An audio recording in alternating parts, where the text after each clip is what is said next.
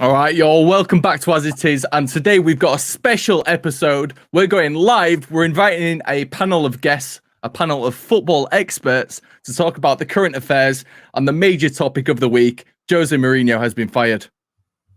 Bloody hell. Yeah, mad week. It's absolutely crazy what's going on, but it feels like everything's hit at once, and then they're trying to sweep it under the carpet straight away. But we're not allowing them to sweep it under the carpet. Yeah, exactly. That's the thing with the Jose Mourinho sacking. I don't think that's... There's rumours that it was meant to happen like weeks ago, but it's a ploy to take it all away from the owners. Well, we'll get a few other people's opinions and all that as well. Yeah, got loads to go through today. Everything that's happened. People obviously coming out, ex-players, managers speaking now, current players, the fans, everything's going absolutely crazy right now. And if I'm being completely honest, I'm happy that we're doing this live stream now rather than what we originally planned a couple of days ago, because now we can literally speak about everything that's gone on. Yeah, so as quickly as it started, it's gone away. 48 hours, I think it lasted in total. God, I've had stuff in my fridge that's lasted longer than that. All right, Matt, should we crack on? Get some expert opinions and stuff. Expert opinions. Amazing. So we're going to invite a couple of people on. They're going to introduce themselves and tell you which club they support. So we'll bring in this gentleman first. Who are you? Where are you from? I'm Dan's older cousin, Adam. Support, used to be best team in the world, Man United. Not anymore. About 14 years ago. Oh, no, mate. Best team in the world 2 years ago. In my opinion, they were the best team in the world last week. Not anymore. Oh, 2 days ago. I won't say 2 days ago. I mean, have you seen who we've got in charge? Well, what do you mean, Ollie or the Glazers? Glazers no. Oh, Woodward. That's an interesting topic. We'll be going on to that, and I'm sure we'll get some nice opinions off a rival football fan. Actually, there's two of them maybe coming on in. Shall we invite them in?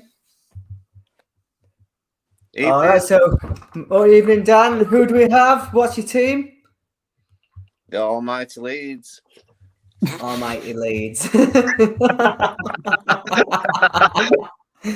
You can hear the passion. Split second or fourth in league. True, yeah. It's better than what we've done recently. Jesus Christ. So, Ads, what's your opinions on the current state of football over the last 2 days? What's your opinions on it all? It's just a joke. Like how American owners can come in and try and rip basically the heart of England out. Like football is like our nation's core sport. Jesus. So for them to come in and just try and rip it out and franchise it and just basically for money. That's all it is. All they care about is the money. They don't care about the sport. We're classing it as like an Americanization, but there's like I found a list earlier and it was like American, Russian, Spanish, Italian, just all these billionaire owners just scattered around the globe who really just don't care about football. Yeah, well, I mean, like the people who were like funding the whole like Super League, like an American, the massive company, yeah, an American core company, JP Morgan or something we're called on it. Yeah, JP Morgan. Yeah, the JP Morgan Trophy. Let's go. It's almost as bad as Johnston's paint trophy.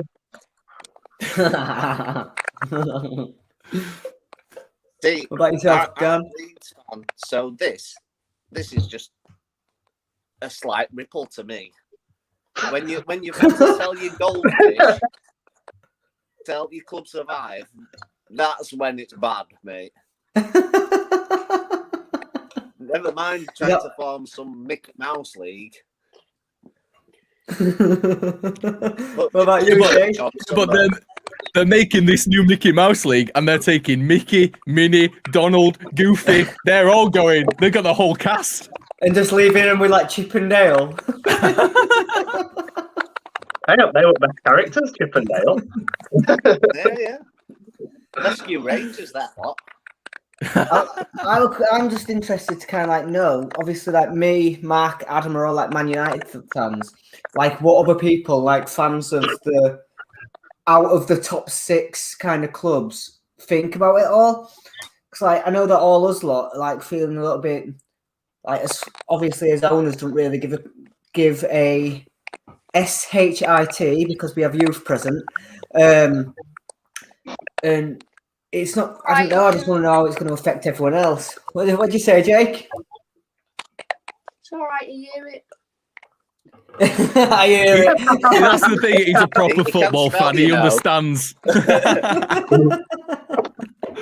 Thing is, though, there. Sorry, go on, Matt. I'm gonna say he's there. He's a away day. He's got jeans and his fucking puffer jacket on.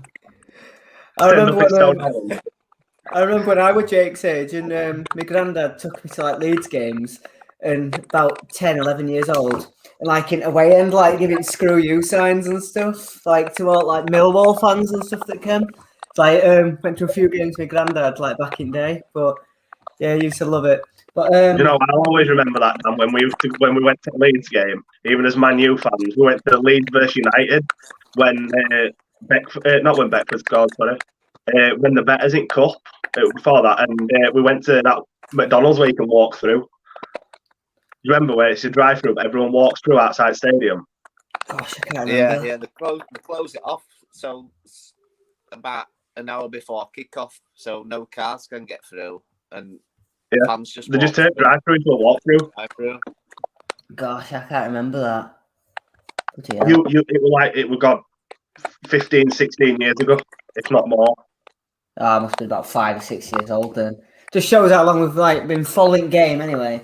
But one thing that I kind of like wanted to go into is the whole kind of like, obviously with the ESL and things, the uprise of like fans, and for a while it was like the owners just kind of like owned the clubs, and now it's like the fans are trying to take back the clubs.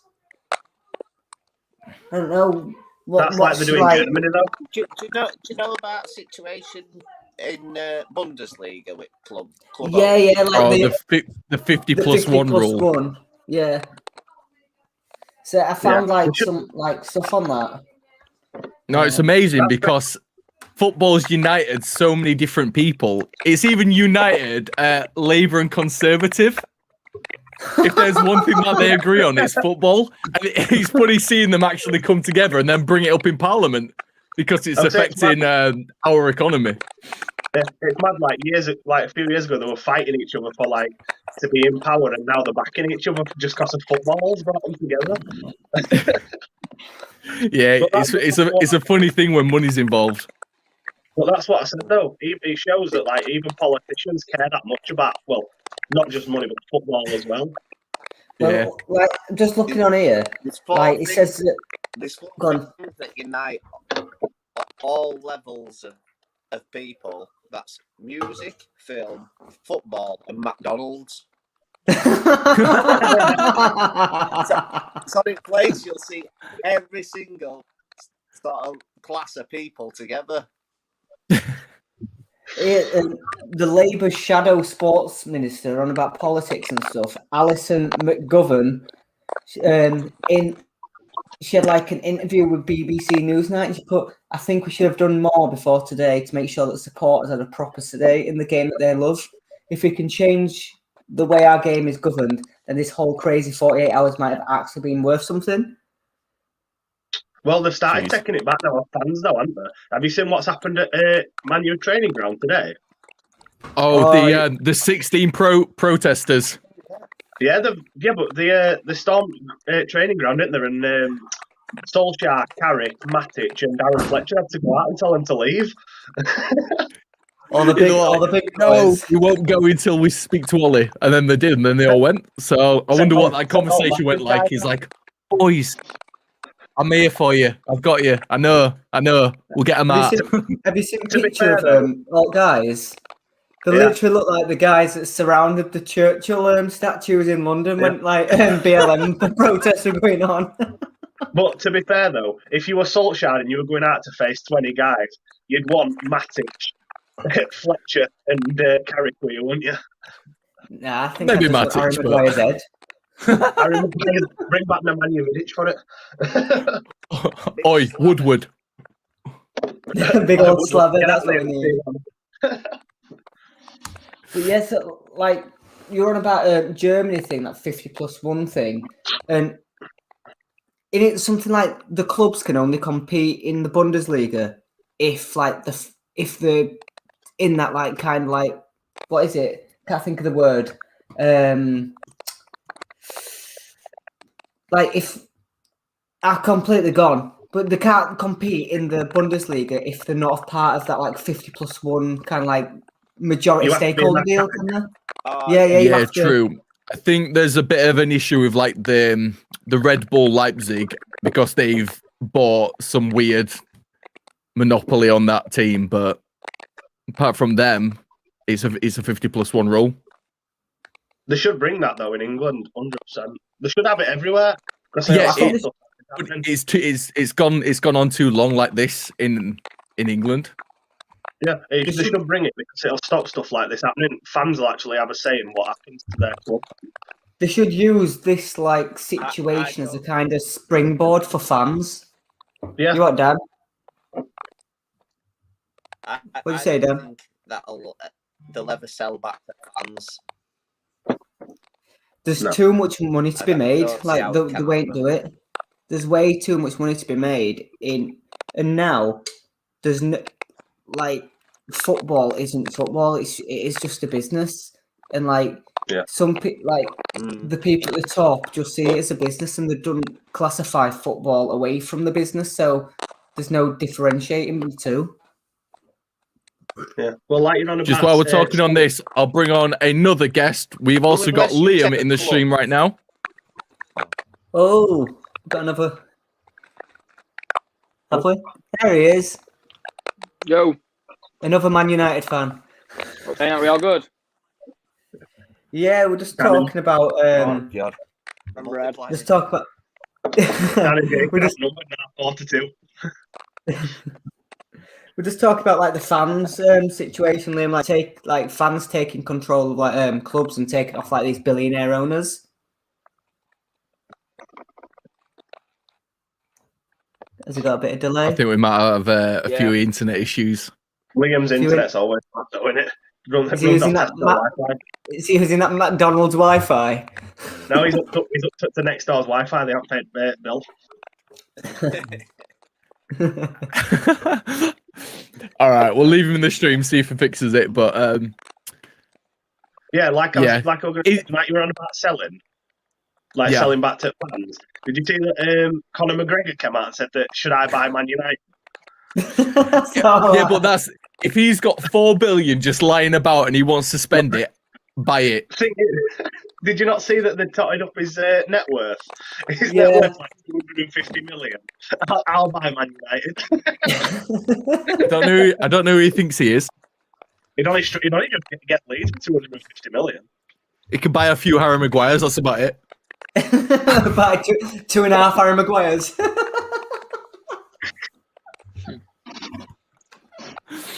Yeah. Mad. Where are we? Oh yeah, is there actually any teams still left in that ESL then? Yes, all of the Spanish ones, Juventus and AC Milan and Inter are a bit on the edge. AC Go on, are out Adam. of it. Are they? AC are out of it. So Inter, yeah. The only teams that are left in is Juventus and then Barca and Real Madrid. What did you say, Dan?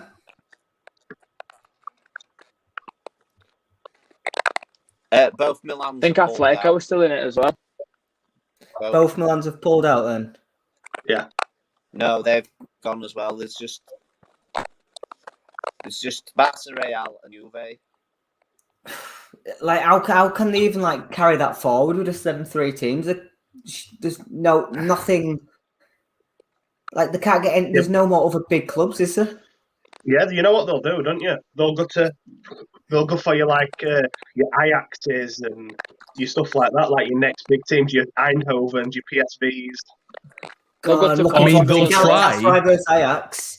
They'll try, but like those are the clubs with like really passionate fans and like a deep-rooted history in football. Yeah, We'll but go you've got to think, Portugal soon as well. yeah. They'll go What like are their fans? Lisbon, Because Porto, and obviously, you go for like your Ajaxes, they're not exactly European powerhouses anymore. So are they just going to think, oh, we're going to get 345 million and 3.5 billion in bank? Not when Edwin van der Sar's still behind the scenes. He'll be like, nah, mate. You Do say one. that, but man, he's odds-on favourite to become new, replace Ed Woodward, isn't he? Van der Sar. Yeah. I mean, it's a good thing. That'll please the fans a little bit. It gets them back on side. It will do, but there's a difference in Ajax and Man United, isn't there? I will say, has he really got enough experience to jump from Ajax to United? Yes. Dan, did you just put your hand up?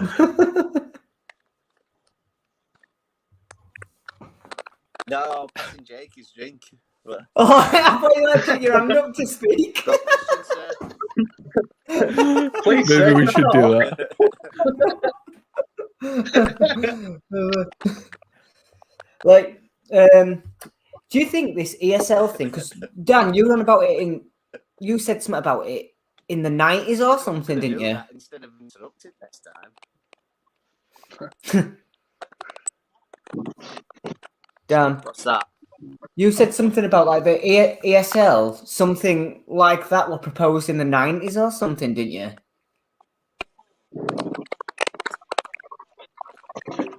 Yeah. So, kind of a bit of a long story, but I'll try and simmer it down. Back We've got all late night. 90s, Champions League wasn't what it was today. But neither were any other leagues. And your biggest league at that time, Italian league, but there were no revenue in it whatsoever. Yeah. And your Barcelona, Real Madrid, it was them two. There were no Atleticos or Valencias or, them sort of teams that kind of dabbled in top. So just them two. But they took like 70% of all revenue. And knowing that, Liverpool and Man U jumped on the wagon saying to Premier League, we want this sort of deal. So that's how them sort of Milan clubs, Juve, Real, Barca, Liverpool and Man U, they wanted to get same sort of thing doing. Right.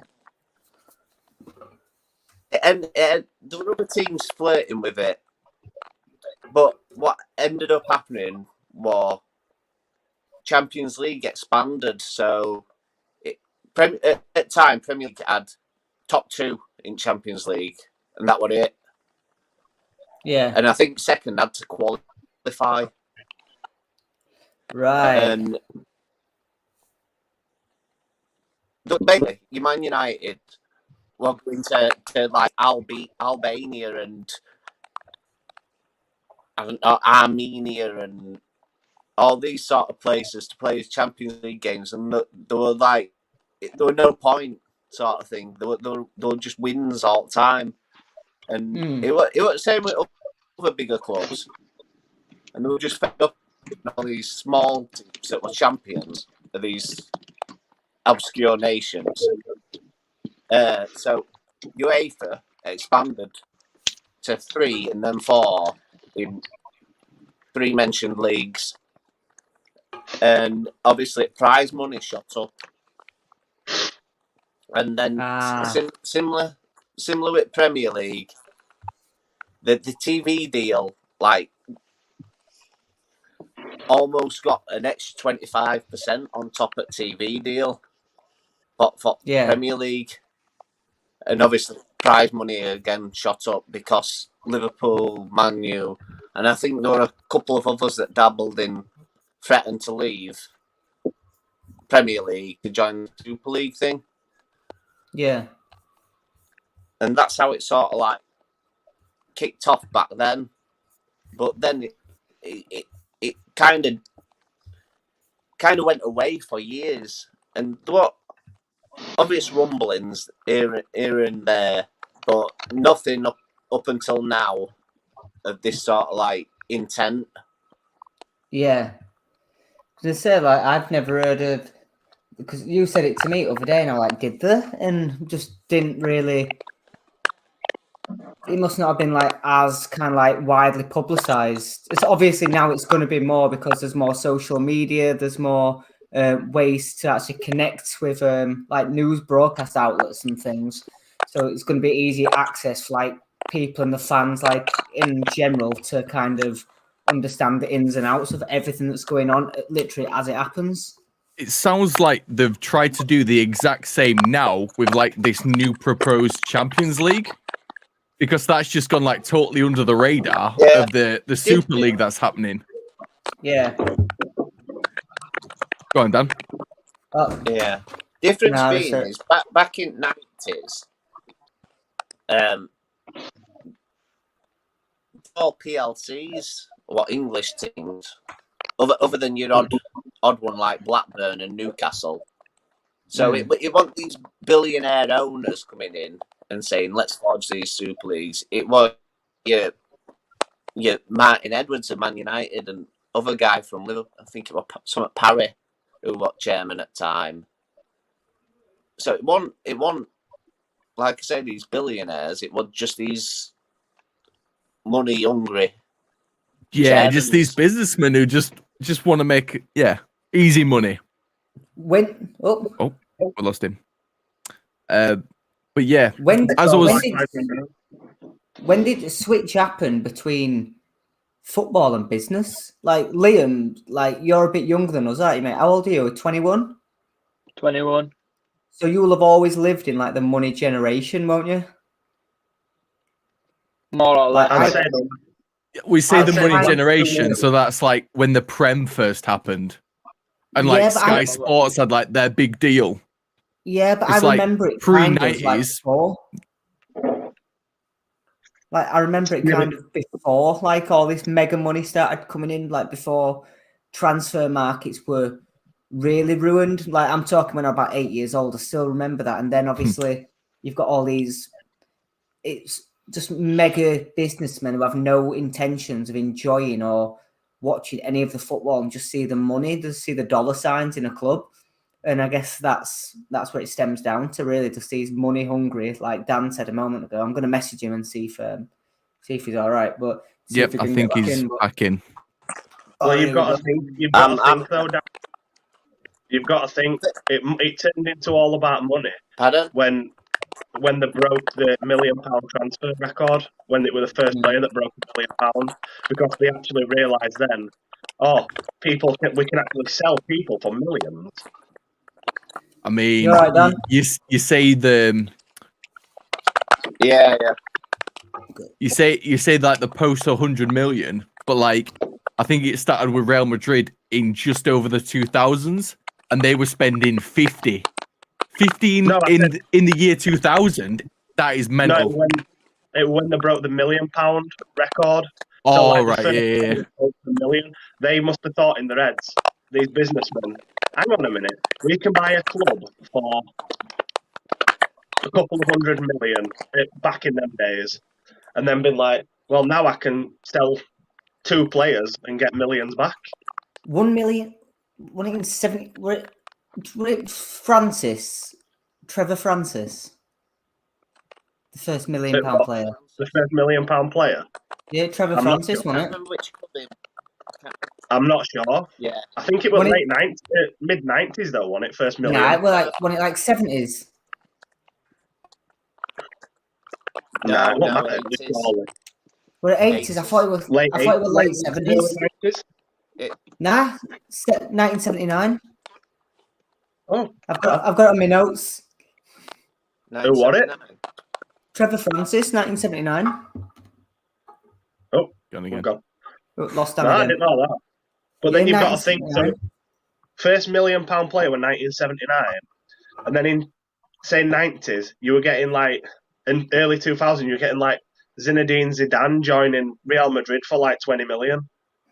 Oh, like, no, that was now, like like you 50 said, million euros. It was 50 I don't know million. if that's with that's with like what do you call add-ons it and when stuff. money increases in price. Yeah, but like now you're getting like, I don't know, Mbappe valued at 200 million. And rest. Is Mbappe that much better than Zidane, or has inflation just gone up 4 times in the last 10 years? Inflation. But you're getting players like Declan Rice at West Ham. West Ham have put a price tag on him at 135 million. Like, is he worth that much? To be fair, that's only 1.5 Harry Maguire's. Yeah, but you got to think about it. Like Liam just said, 135 million. Like Madrid bought Ronaldo, were it for about 80 million or something? Yeah, just over 80. 81 million. If you put that in today's market, what the bloody hell would Ronaldo be worth? If you're didn't Juventus only buy him for like 105 million though? Juventus spent 100 on him, and he's been 33. Pretty shit. But it was 33. Yeah, but you've got to think. If Mbappe is worth, say, we take it as 250 million. Yeah. Yeah. Then what? I think you'll honestly be pushing 300. I think 300. Yeah, but what on earth is your prime R9, Ronaldinho, and all that worth in today's market? Like your Pelés and Maradonas. I get that, but I think we're talking like the superstars of today's era are probably better athletes than them. 100%. Like, it's sports science era. Yeah, as much as they were like legends the best of like the time, and they hold their own place. It's hard to compare them. They're legends in their own right in their time. But now, if you put Pele or Maradona into today's sports science era, and they had all the training, they had everything that kind of athletes today have, they'd be fantastic. But if you put a Pele from 1950s or whatever it was, 1970s or where I forgot what decade. 60s, 70s. Yeah, if you took him out of that and put him in today's game, it'd just be an average player. But if he had the same kind of nutrition and sports, like all the science that goes into it, it'd be fantastic. But so you can't really compare them. It's too hard to compare just because they're completely different generations. So basically, what you've said is, if Pele were playing nowadays, he'd be Fred for Man United. Oh snap! Man compared Pele to Fred. Yeah, but has Pele got a first touch? I don't know. As Fred. That's the point. But now, like, it goes back to that sports science, like Dan's just been saying, though. It's like Ronaldo did a body test, and he's like 34, but he's got the body of 20. He's got the body of 20. He's got the body of someone that's 10 years younger than him. So Ronaldo's just turned 36. Yeah. On that interview, we all? I've got the body of an 11-year-old. I've only just got over 5 feet tall. But no, they were saying that Ronaldo could play in like top quality football, top level, till his mid-40s. Yeah, like, it probably could. It's just the team around him as well they're de-escalating so much while he's probably still peak performance, but Juventus just are a team that sucks. Well, I read an interview from Ronaldo, and it was Ronaldo said he wants to finish his time at Juve. He'd like another stint at United, and he wants to retire at Sporting. He wants to end his career at Sporting. So I reckon he'll be going till his mid-40s if he's planned all that. And then he'll sign for Inter Miami and get £1 million a week. Yeah. Go to China and get 2 million a week. God, we've well gone off track of the what's been happening, haven't we? That's the thing. Bring it back. These are the things you want to talk about when you're talking about football. You don't want to get into politics. You don't want to do this. But like, that's it. Thing is, though, they've ruined our football that we love. bringing it Go on, back Adam. though, like I said to you the other day, Dan. Sorry, I didn't say to you. I was going to say to you. Did you see do you know the Premier League executives, like the top bosses of the Premier League, have basically told the 6 executives of the big 6, you either step down voluntarily or we're going to force you to step down. Jesus.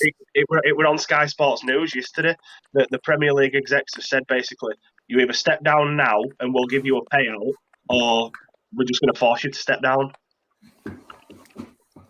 So there's going to be quite a few changes at Big 6. Do you think That- there's any punishments?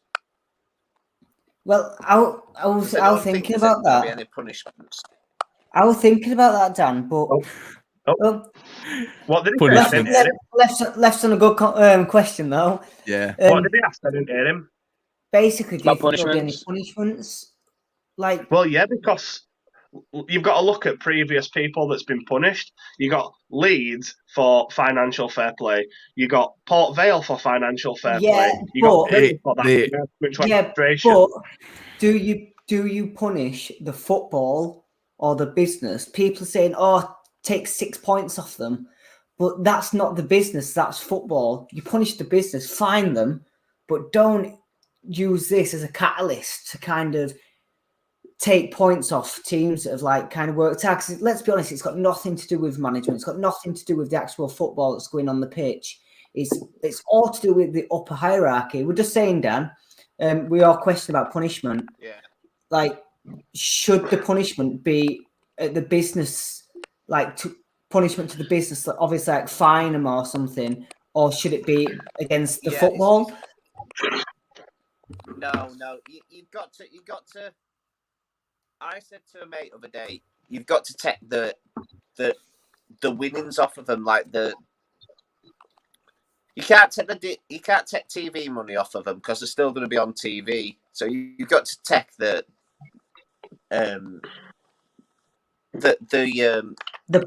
prize money or something. Prize money. I mean, it's 2 million for each place you finish in Premier League. So your bottom team gets 2 million, your champions get 36 million. Jeez. I thought it was more than that. So if you take that, and only the Premier League can do that, the FA can't do that, and you can't ban them. Only UEFA can ban them from Champions League, and I don't see that happening either. But you've got to think though. If they're gonna the Champions League prize money is ridiculous.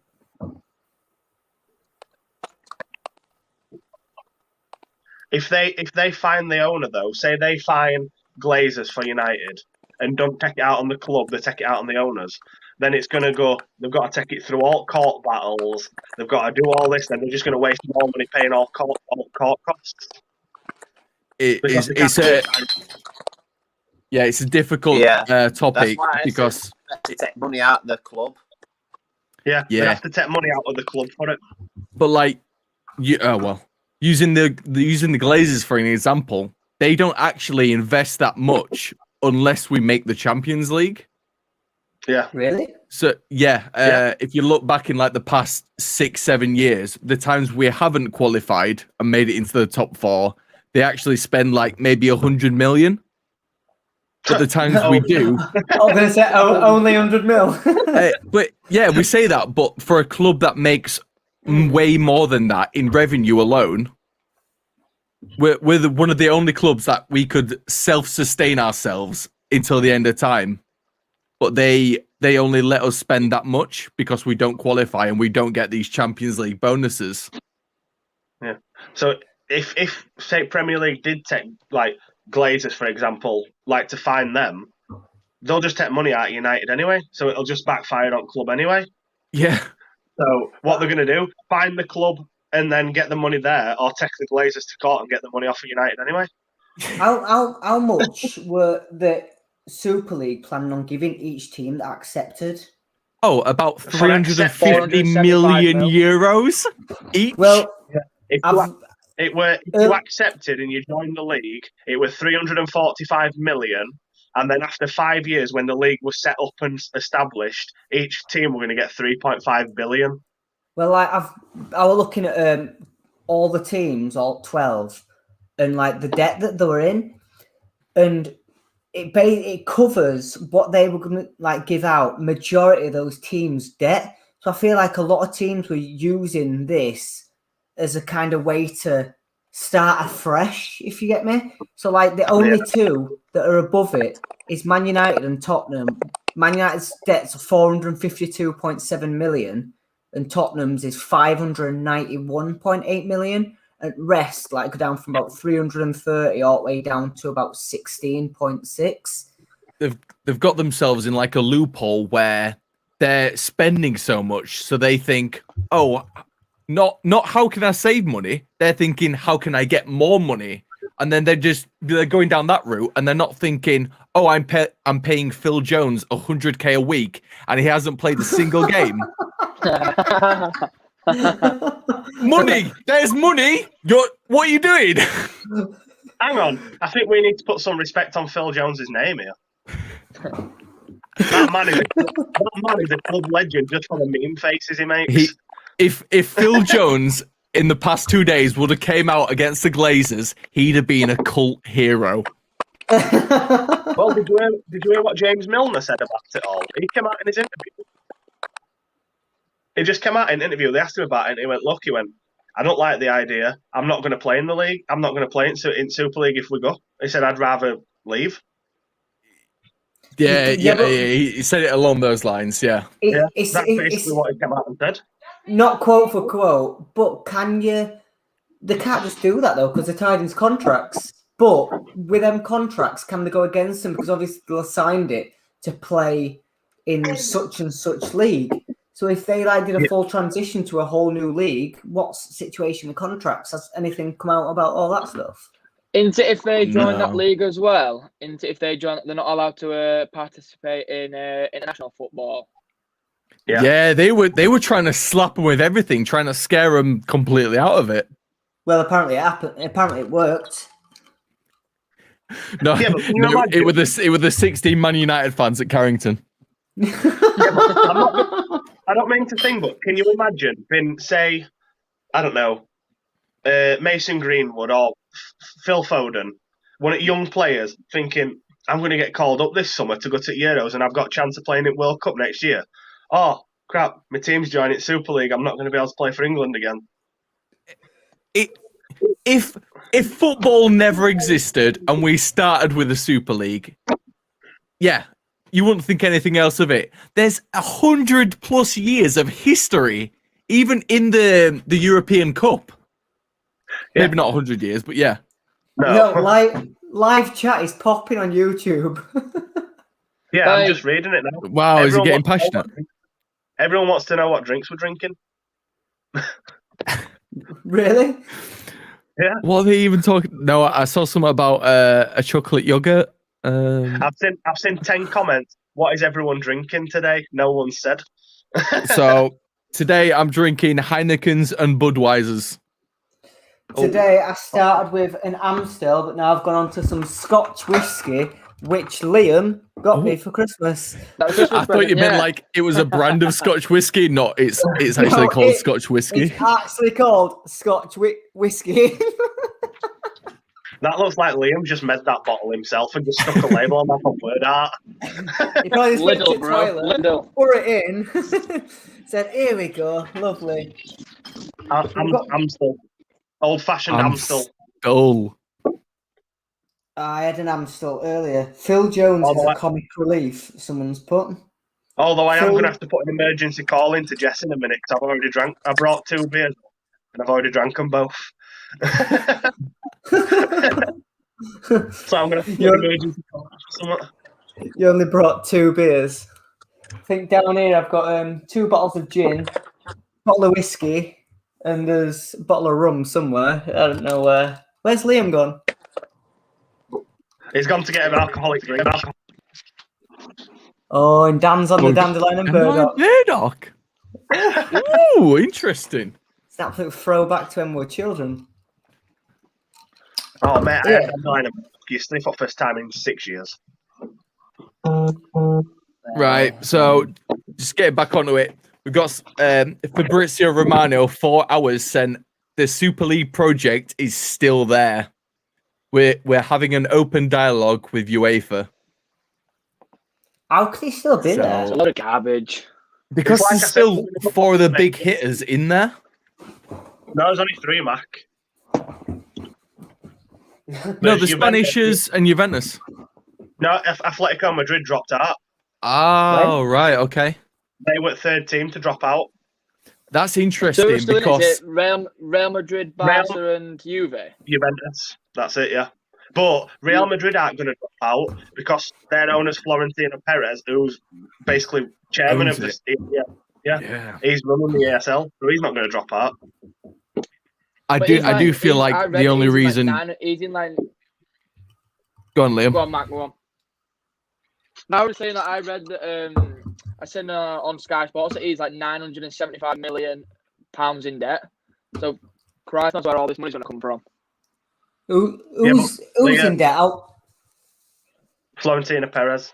Is it Florentino yeah. Perez? Yeah, Yeah. Madrid But- geezer.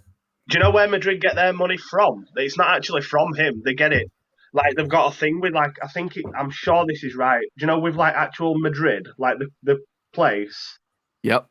they get their money from them because their team brings in so much custom, they take the money from them. So they get paid by, like, the state sort of thing.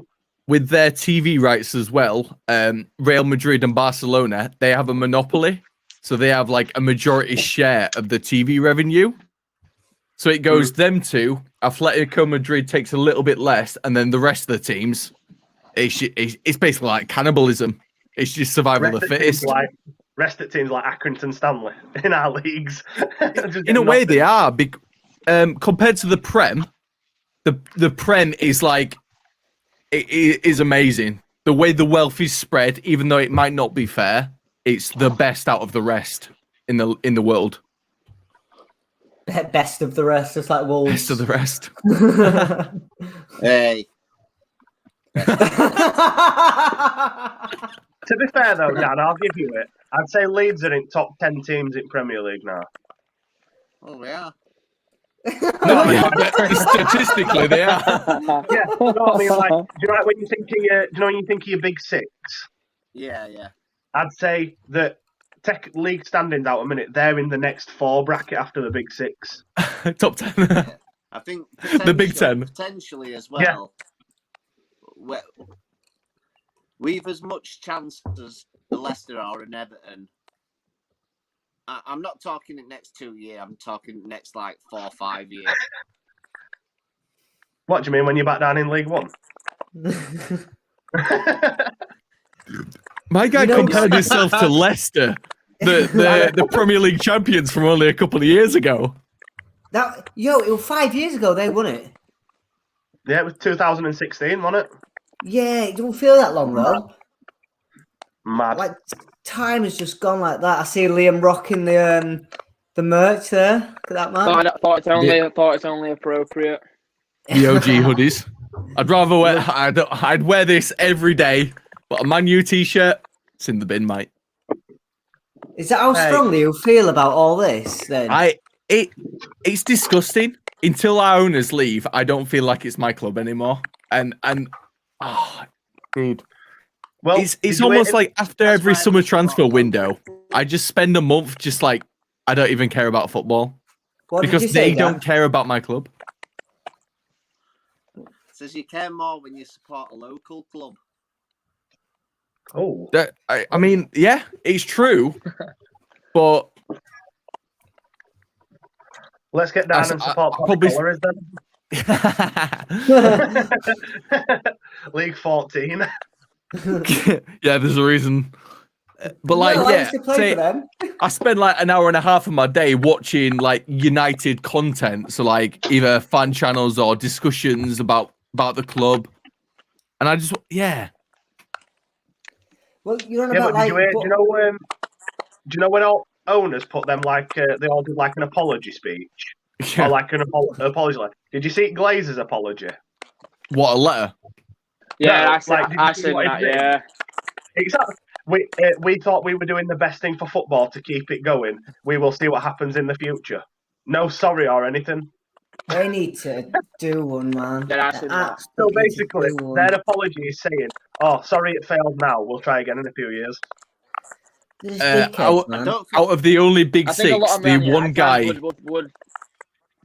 yeah, out of all the big six, the one guy, the Liverpool owner, he actually like filmed himself as an apology.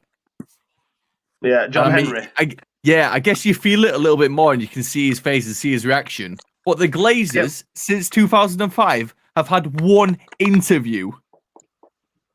Yeah, but do you know why John Henry put that interview out?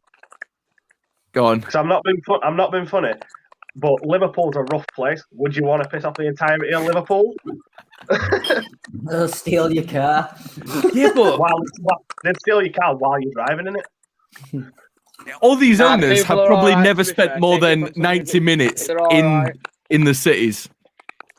Well, did you hear about that story from one of the big six owners? It was on Sky Sports earlier that they turned up to the final. They were playing like at Wembley, and the owner actually turned to one of the people with him and went, "What colour's our team playing in today?" He didn't know his own team. No, that's the Glazers. I know that one. That's the Glazers. Yeah. No, everyone's saying it's Stan Kroenke from Arsenal. No, I remember the quote. I remember it happening. Wow, we're in the Glazers, actually. Your ball just nearly popped out the side of your shorts. Then No, when it you didn't. Jump back out. That's when I saw a pube. I'll put a censored sticker in the edit. But like, how bad is that though? Say if it were the Glazers, they've been owners for 16 years. To turn up and go, which team's ours again? Ridiculous. It just shows though, like I said at the start, the owners do not care about the teams at all. Speaking about owners and They directors, do because they want them to do well because they make money. They don't care about the traditions of football. That's the sticker for everyone.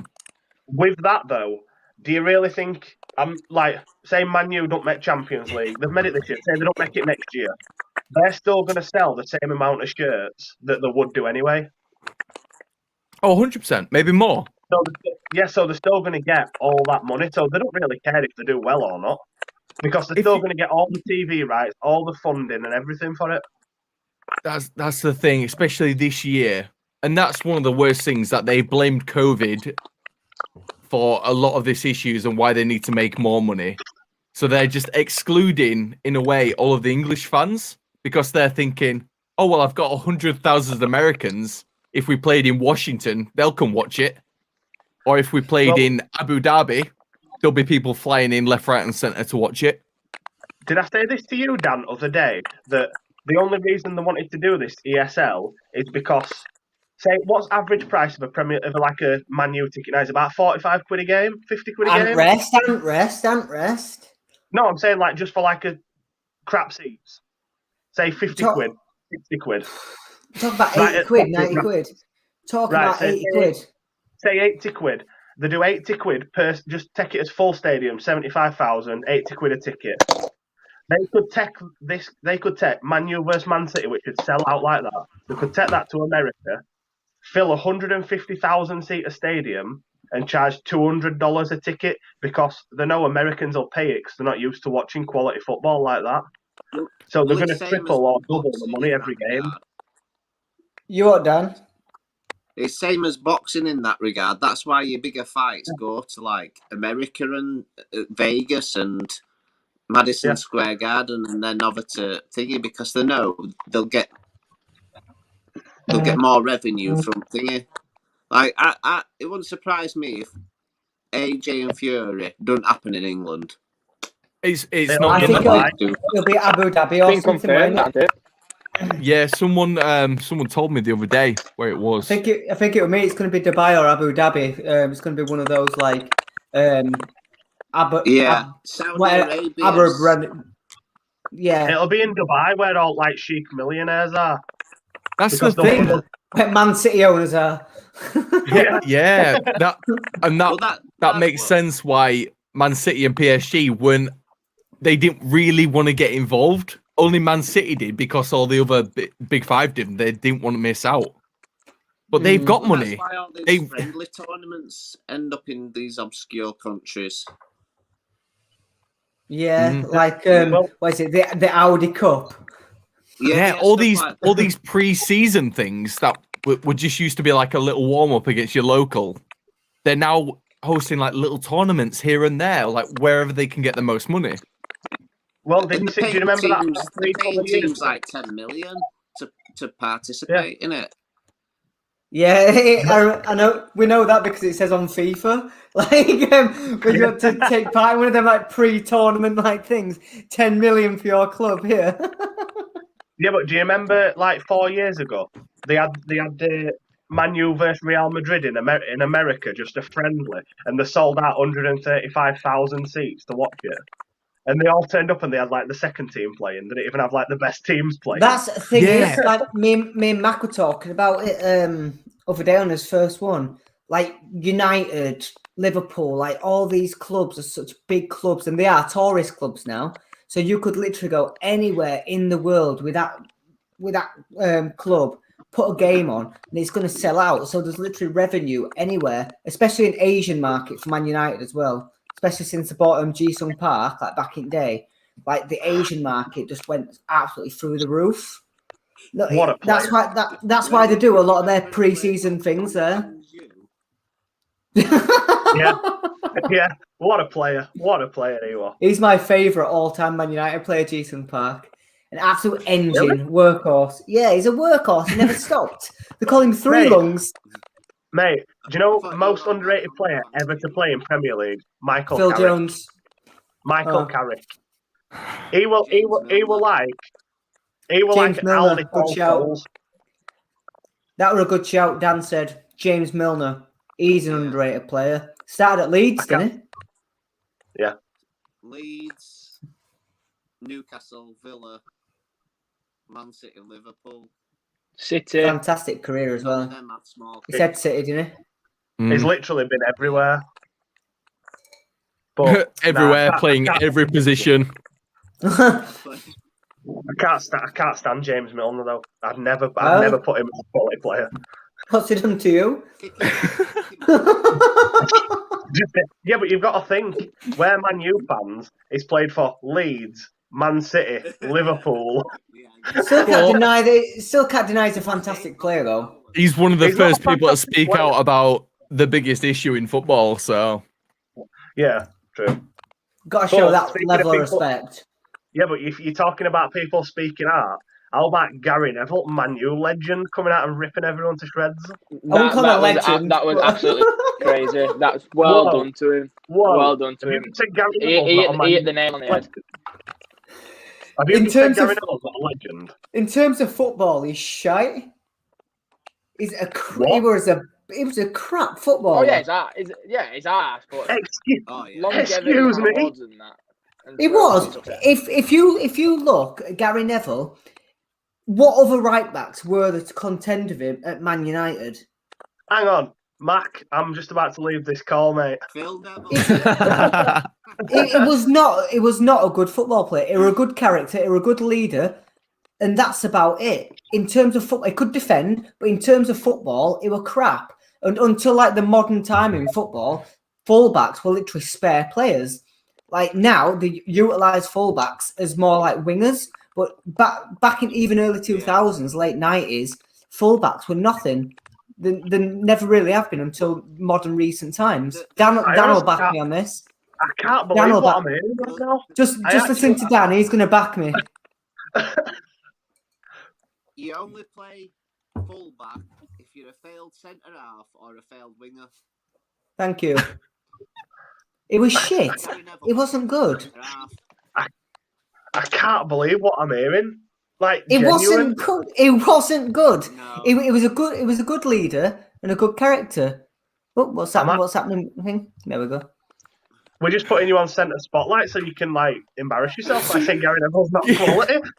It's not. It was crap. In terms of being an iconic player. In terms of longevity and like trophy success. 100%, but in terms of actual playing football, it wasn't. It wasn't good. Yeah, but in that sense, Liam, Jimmy Traore won a Champions League. What a player. Jimmy Traore? Jimmy Traore, what a player. Oh, is he Adama's best mate? But nah, I've got to completely disagree with you saying that Gary Neville is a legend in football. As a club legend in terms of an icon for Man United, but in terms of football, nah, not a good player. Oh my, right. I pick Raphael over him any day. What is going on, boys? Oh my God. I'm actually going to defend a Man U player here, so just hold on. Hold on, Hold your breath, boys. Hold your breath, boys. Here we Hold your go. breath. Like, Oh, hello, Jasmine. You what, Dan? I said Beckham did most of Gary Neville's legwork. Gary Neville barely broke sweat. Thank you. Right. And Man U I'll, fans underrate Beckham's chronic. I'll disagree with you. fantastic. More modern day Man U I'll- fans. I'll disagree with you there because if you watch when Beckham and Gary Neville played together, whenever Beckham's got the ball, who's the one always sprinting by him at top speed to make room for them crosses for him? Gary One minute, Neville- have you just put Yeah, Gary Neville and top but speed who's in the the one same that brings back sentence? to cover? Right. But whenever Beckham was, Gary Neville were always overlapping to make space for his crosses. That's why Beckham got so many assists, because Neville made the space for him. One minute, you're saying. Gary Neville got far out at right back. You One what minute, say,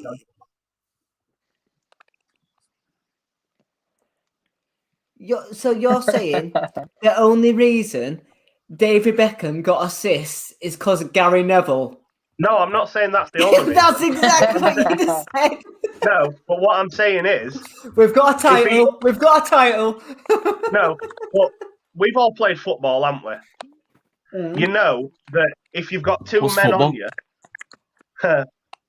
if you've got two men on you, someone runs over you, they create space. You can get a ball into the box. Yeah, It's just that's common knowledge. yeah, but Adam, that is in modern day football. A fullback never did that until the last 15 years. The What's Gary fullbacks Neville? What's Gary Neville Neville has is never more been. than- Gary Neville has never been associated with bursting down that wing. He's never been associated with going to top speed, like you said. Gary Neville has always been associated with being a leader and being able to defend at times. After this, I'm going to send you some clips of him. Just to prove a point. To be fair, right? Mac and Dan react to Gary Neville's best highlights. It's Go one back. run.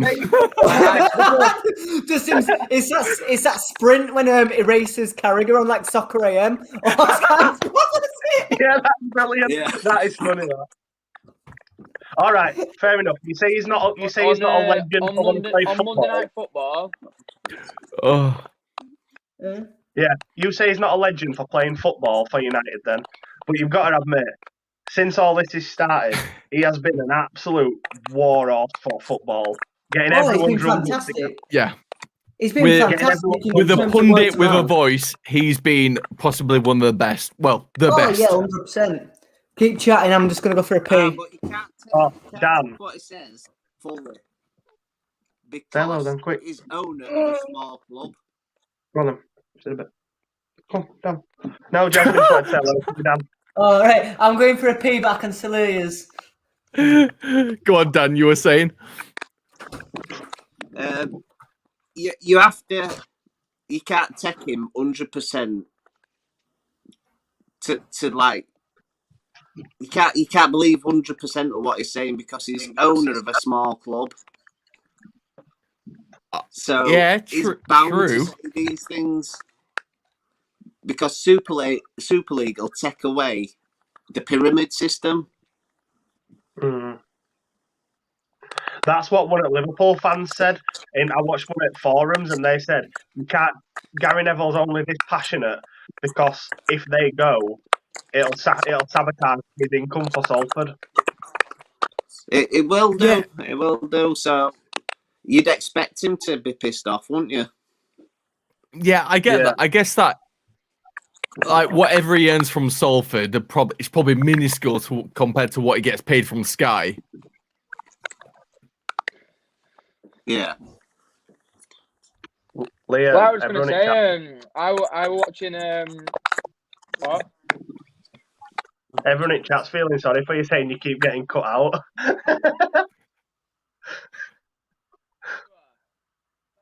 Student Wi-Fi. No, like they're saying that we're talking. No, I was over you. reading. I was watching Monday Night Football.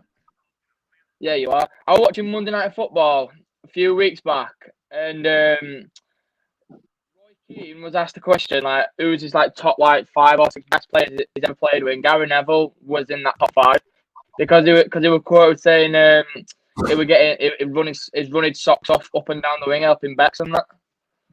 Daniel, So I think that's a hot take. Dan, Liam, just repeat that what you just said, please. Prove I'm right.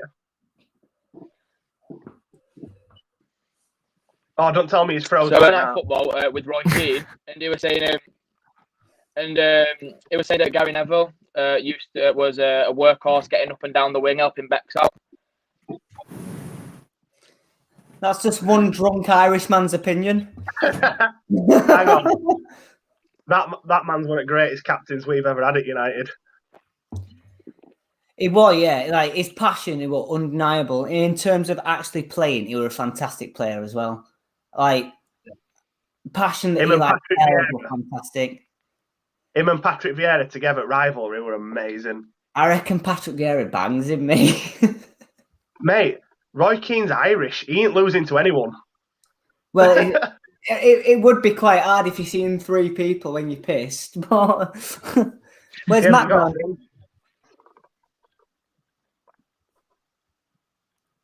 Where's Matt? Mac? Ah, well, screw him, innit? Well, speaking of Gary Neville, like I found this quote. It's going back on like topic. It says, following all the proposals, mass protests, it generated an almost forgotten sense of authority that the fans still have over their clubs. We saw Leeds United and Liverpool fans join together outside Ellen Road before their game on Monday night. We saw footballing rivals like Gary Neville and Jamie Carragher take down those proposals with one voice. We saw the football world come together like never before. Like, did you hear about that with the Leeds game as well? Like, our Leeds fans or Leeds board put something Liverpool players' changing room. Yeah, didn't you hear about it? Didn't you see it? All Leeds players were wearing white tops that said, don't just buy it, earn it. So they were all training in these tops, and they put them in Liverpool changing rooms as well for all Liverpool players to wear for the warm-up. Don't just buy it, earn it. Did they wear it? No. Didn't you see Jurgen Klopp interview about it? He came in interview and he went mental about it. Yeah, I'm absolutely disgusted. Whoever's decided to do that, my team will not be wearing them. That's jokes. That from Leeds.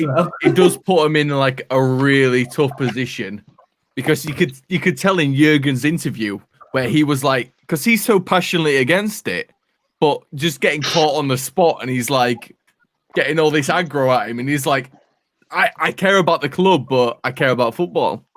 It's a really tough position for him. Well, I was going to ask you about something, Dan. Actually, I was going to say, like, now that it's kaput and like not going to happen, do you think now that them big 6 teams are going to get isolated from rest of the league? Which Dan? Big or little? Everyone. Do you think, like, say, Man U fans, Liverpool fans, Chelsea, Arsenal, Man City, Tottenham, the club and the fans are going to get isolated from rest of the league now? Or do you think it'll all be all right again? Nah, I don't think. I think it'll just literally go to like as if nothing's happened. If I'm being completely honest. Fans are ones that have been driving force at protests. No, but I mean, like, do you think the fans are going to like forgive the club straight away and go back to like nothing's ever happened? No, they can't. Their own fans. Yeah, like say Man U fans. Do you think they're just going to go, oh, everything's fine now, we'll go back to normal? No. Some might, but that's the issue. Everyone needs to stay committed to like this is like the worst thing the Glazers could have done. They are anti-football, and they need to leave. The trust completely gone. Like the foundations that were built, like when they first came in, like obviously they came in. It's soccer. They're coming in to own a soccer club. They didn't know anything about it. And they kind of built that rapport with fans, and then obviously fans don't like him anyway, and there was still a little bit of trust there because they had a bit of money behind them, so they could like kind of pull them strings. But now they've done that; they've completely betrayed everything. Oh, yeah. But then you're going to take it to Chelsea, like they were nothing before Abramovich came in. Like they basically, weren't like 70s, 80s, but I mean, until... it's like 20 in years recent ago, times- Chelsea, 15, City. These two, but funnily enough, they were the last two in the Super League and the first two out. Yeah, What does but that say? Yeah, but seeing as their owners basically have made what they are they just going to forgive their owners now? Like Abramovich, oh, you may have made a mistake, we'll get back to you. Sheikh Mansour, oh, it don't matter now. You've made us I reckon it's going to be completely different because them two owners, like you said, made them clubs. But like Glazers haven't made United. They've come in, took money out, and that's about it. So now everything's gone. With like obviously Spurs, is it Daniel Levy who's like the board, and then above him you've got someone Lewis. Is it someone Lewis who's in charge of Tottenham? He's coming in. He's absolutely slammed them into debt, even further than what there was. So there's more pressure on him and Daniel Levy to be to resign or get fired. And that's what's happened with Ed Woodward. Like we were chatting about it the other day. Was Ed Woodward a push or jump situation? Well, it's like I said earlier. All Premier League execs have basically told them all, step down voluntarily, or we're going to basically force you to step down. And that's what we were chatting about. Woodward, was it, or either resign, have an amicable leave, or we're literally going to push you out the door, throw your suitcase after you, and give you middle finger as you walk away? Was it like one of them situations? That's the thing for fans for the longest time. There's been one thing that we've got by, and it's saying Woodward out for years and years and years. It's happened, but we're still fucking pissed. Something else needs to happen now. We're not satisfied. So I feel like they've let Woodward go because I don't even know why Tottenham were in the Super pressure. League in the first place. I don't even know why Tottenham were included in the Super League. What was the last league title that they won? Was it 60 odd years ago? Yeah, but Liam, do you know why they were? Do you know why they were invited to it? Do you know why they were invited to it? They picked the 6 teams from England who sold the most merchandise worldwide, who could make them the most money. Yeah, that was my quote.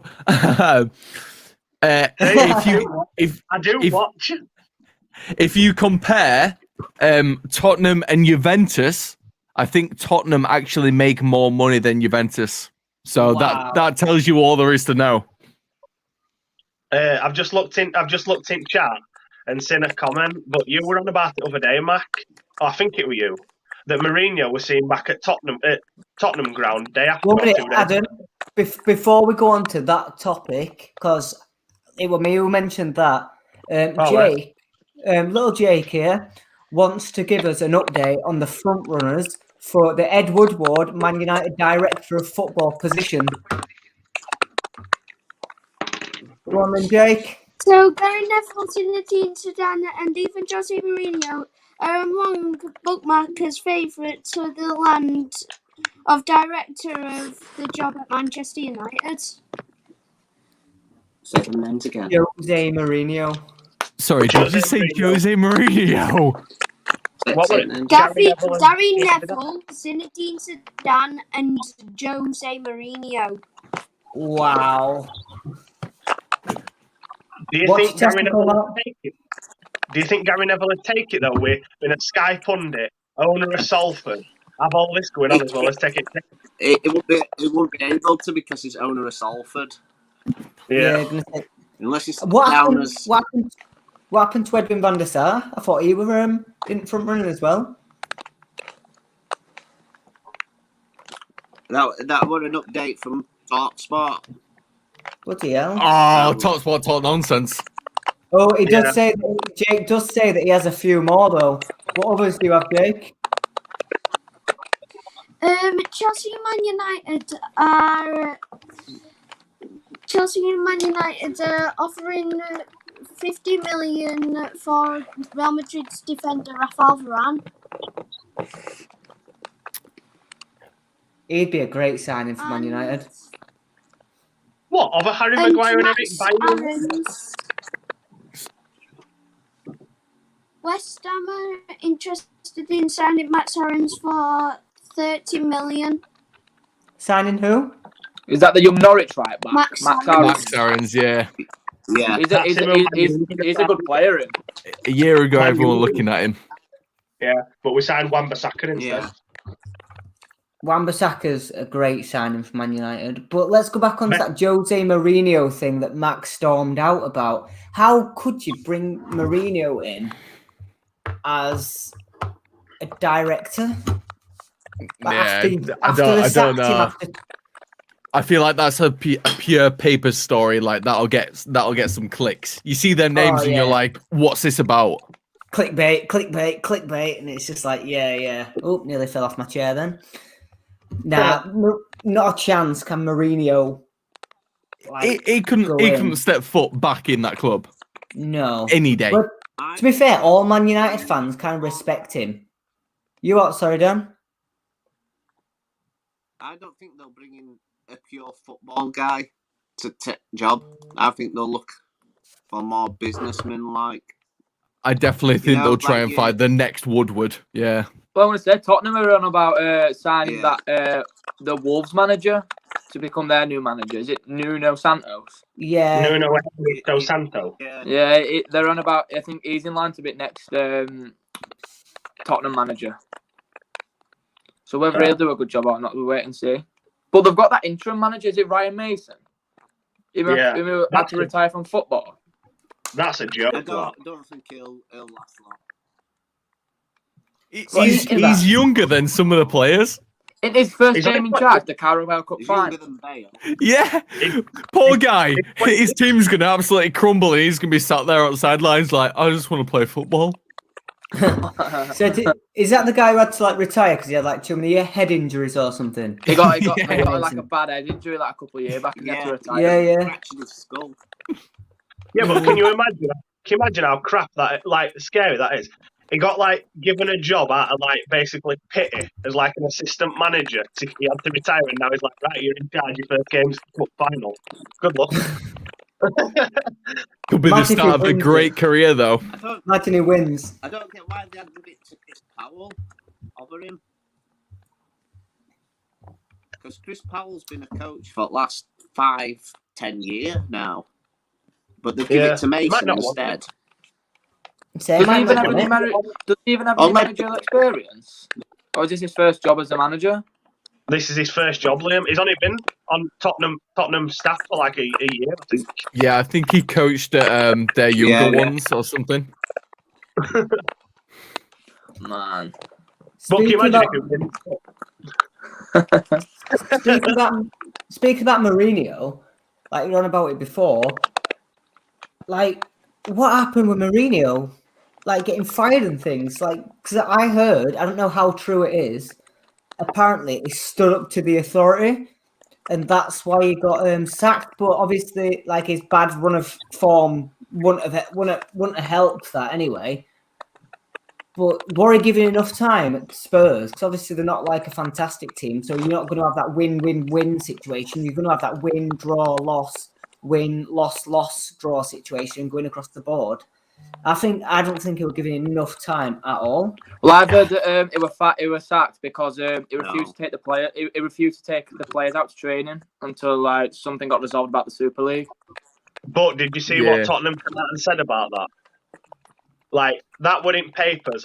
He stood up to him, said he wasn't training him. But then Tottenham came out and said, basically, they were going to sack him after a cup final for a bad run of form. That was the plan in general.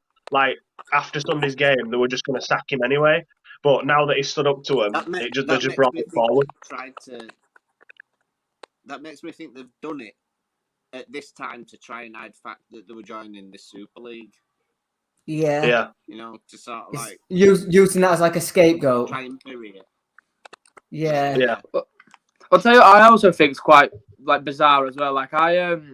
I was looking on Sky Sports, and there was this like little article up, and it said it gave like a fact on how much Mourinho's earned from being sacked, and I think it's just over 100 million. Nah, it's like 95 mil or something. Yeah. Crazy. 95 million from getting sacked. You do it on What purpose, is that? How wouldn't much, you? is that how much Tottenham had to pay him out? 95 million. No, That's how much he's earned in total from getting sacked. Oh, I would say I thought it was like 20 million. They had to give him a payout on it. Yeah, No. yeah, but 20 mil every time is great. I think he got 30 Chelsea million. twice, Man I U, think he got Tottenham. 30 million from his second stint at Chelsea when he got sacked after that. It did. It's mad how much money that guy's made. But in terms of like Mourinho, I just think he's like an outdated manager. Oh, 100%. Yeah. Oh. Do you disagree with that? He's like, what is he, a Portuguese Burnley? An international manager. I think he'd be a fantastic international manager, but in terms of Premier League, week in, week out, his style it's so dead. There's no creativity to it at all. It's just, all right, try and get 1-0 up and then park the bus. That's Do you know literally when- his style The of Portuguese Sean Dyche, yeah. football. Yeah. Do you know where Jose Mourinho should go next? He should go to like France. He should go to like a French side. No, I disagree. I think he should go to an international side. Should definitely be the Portuguese international manager. Either Portugal or back to Spain. Porto. I feel like it is probably the best shout for him. I reckon he'd be a good Spanish manager. Spain or Portugal or one of them like kind of teams near the Mediterranean, like a Mediterranean team. Yeah, but you say that his style of football is dead. Have you seen style of football? Have you seen style of football that Spain play? Their play is amazing. So would he go to Spain and just No, But is two that- is teams that- are amazing. Is that to do with the manager or is that to do with the players they've got? Because let's be honest, you could have a shit manager, but a team of like Barcelona 2010 team, and they're going to play fantastic week in, week out. You could literally take that team with no manager and they're still going to play well.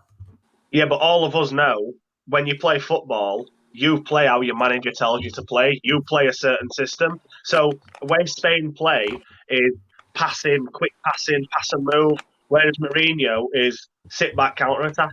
So that had just killed Spanish football off. I don't agree with that Mourinho philosophy, as you just said, because what he does is Mourinho, what I've seen anyway, he might disagree. It goes for it all out in the first 20 minutes. He tries to get that early goal, and then once he's got that early goal, it's like, all right, then let's sit back, park the bus. park the bus, try and dominate that play, just keep possession, pass it, or allow them to pass the ball in front. Don't let them get by that back line. Stay deep. Don't let them penetrate you. And it worked for him when he were at Chelsea, like in that noughties period from 2000 to 2010. But now game has changed so much. It's so much faster, so much more physical that you just can't play that style of football anymore. All right, I've got a question, right? So let's say Mourinho does go to Spain, to La Liga. Would you put him at a top team? Like, let's say Atletico, Real Madrid, Barcelona, or would you put him in the lower league? I'm on about national team, mate. I'm not on about like the La Liga. I'm talking about the Spanish national team. I think he'd be a good international manager. Well, let's say he does go La Liga or Serie A. Would you put him still top team? If there is a Spanish team that he'd fit, it is Atletico Madrid to a fucking T. Yeah, it's an Atletico. Part of the bus, defensive powerhouse. He'd love that. He would absolutely love that. He's not a Real Madrid or Barcelona manager. Definitely, he's definitely more. He's more. Like, he was a Real Madrid manager, and he won quite a lot. So I was just going to say that. I was going to say, can you imagine if he went to Atletico Madrid, he would get death threats from Real Madrid fans. They would be absolute outpour if he went there. Real Madrid fans don't care. They want Super League. Thing is about Madrid fans though, they kind of forget that it's weird. Like obviously, like when Casillas started having a run of form, they all turned on him, but then they forget that he was like the second greatest goalkeeper of all time. It's like Real Madrid fans are so stupid in how they view players and like fans and stuff. They take Florentino Perez's word as like the Bible. Yeah. So as soon as he was like quick to turn on Casillas, Ronaldo, Bale, because at the time these were all really well performing people, I thought but the Perez fans turned on them like that. I thought Perez were like well on Bale's. Like I thought he loved Bale, and it was Zidane that didn't like Bale. Yes, and then it flopped. Bale didn't perform, Ronaldo did. You've got to think. Zidane turned on Bale, didn't like him. Perez still liked him, but then Bale just took 200 grand a week and went and played golf and sat on a beach, so Perez hated him again. Who paid him 200 grand a week to play golf? Just going back to the point that Matt made about Mourinho becoming the Atletico manager when it was previously the Real Madrid manager. Do you think that first? Do you reckon it'd be it'd be an issue because obviously it was the Chelsea manager and then it moved across down to London? Do you reckon it'd be an issue? Oh, he doesn't care. There's not much loyalty in football now. It's like we said earlier. It's all about money. Like back in the day, that stuff would have literally get you stoned. But now, it's literally all about money, and that's the problem. That's the reason why this ESL thing's really like took off, because you're seeing money grabbing, dickheads. That word. And it's just not a good place that football's in right now. Just reading the comments as well. Someone's put a comment saying that there's a spider behind you, Dan. Is there? Apparently, yeah. So. There's been loads of comments saying there's a spider on your shoulder or behind you. Is that Matt from Wii Sports and Memes son? Yeah. Yeah. That's our Jack and Sam. You didn't even need to say it. You didn't even need to say it. I already knew. You could tell because they were on about something about chocolate yogurt earlier. I think they've been trolling rested viewers. yeah, they have. I meant to say as well. Do you know, we were on about ESL, obviously. Have you heard that they want to do a BSL now? Like, there's in talks for a BSL, British Super League. Really? Oh no. Yeah. EDL. They want to put the Premier League to 18 teams instead of 20, but 2 of them 18 teams they want as Rangers and Celtic. Yeah, I did say that this afternoon. Yeah, I did say that. Now as well, say you've got your top 4. They want your top 4 to go into 2 lots of playoff games and then have a grand final like rugby does, like Super League. You have your top 4 teams in the playoff rounds. Yo, I've actually got a funny thing about that, because that's obviously Americanizing kind of the league, innit? It's going to that American thing. I sent Mark a picture of what all teams in the ESL would be called if they were Americanized. So first of all, you've got the Arsenal. You've got the Arsenal Cannons, Manchester Red Sox, Manchester Bluebirds, Tottenham Tigers, the Chelsea Crocodiles, Liverpool Bay Buccaneers. That's my favourite. The Barcelona Bulldogs, the Madrid White Chargers, the Madrid Bears, the Inter Milan Dynasty, the Milan Diamond Cutters, and the Juventus Jaguars. To be fair, that Milan Diamond Cutter sounds mint. You can just see it going that way. It's just absolutely ridiculous. I think the Barcelona one had a nice ring to it. Barcelona Bulldogs. Yeah, I think that had a nice little ring to it. Flows off the tongue nice. Is that is it onomatopoeia? I want them to do that. I want them to take the names, do whatever they want, but I want our names and our clubs to stay the same. I don't like change. I think the Liverpool one's quite funny as well. Do you know, I said though about they wanting to do a BSL, the British Super League? I don't think they should. If they're gonna do it, put Rangers and Celtic though in Division 2 and make them work their way up, because I'm not being funny.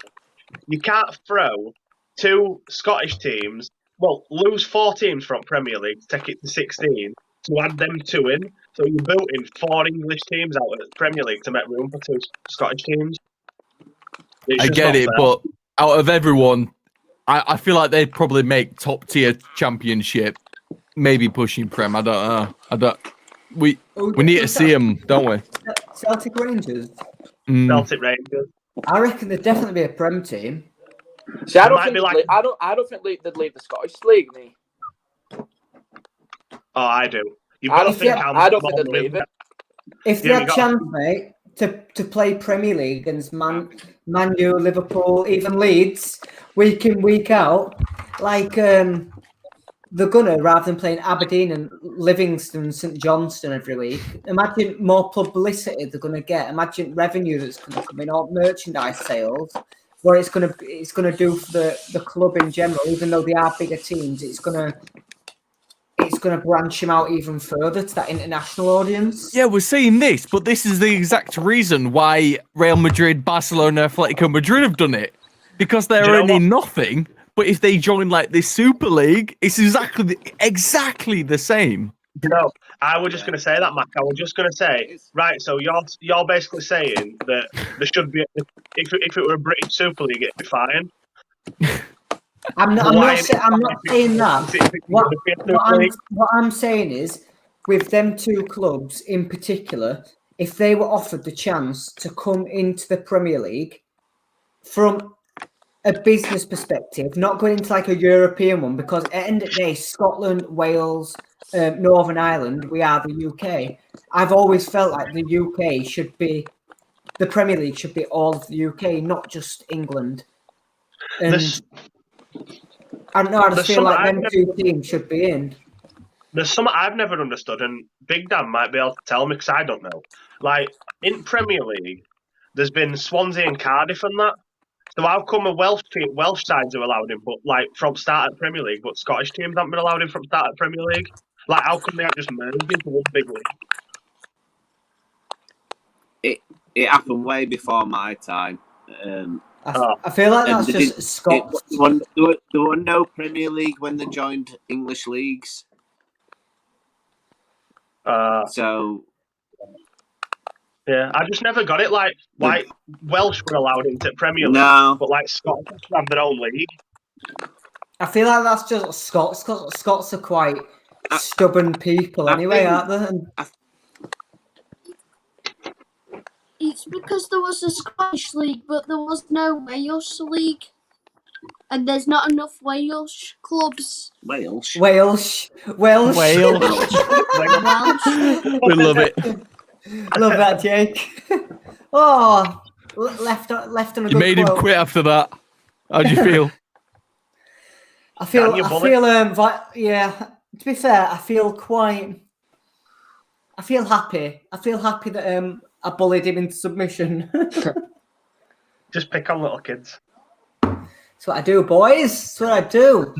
So, would you say that you'd be up for dropping 2 teams in Premier League and getting Celtic and Rangers in then? If I'm being completely honest, I feel like Celtic and Rangers in particular have proved themselves to kind of... Of course they have. They've been in Champions League. They've gone to like finals, semi-finals, quarter-finals at Champions League. They're 2 fantastic clubs. Particularly Rangers under Steven Gerrard, they've done absolutely ridiculous. Yeah, but I'm not just talking like modern times. I'm talking about last 20, 30, 40 years. Absolute fantastic, prestigious clubs. And if they were going to come to a league, there won't be a championship side. They're better than them. Yeah, but you're saying this right.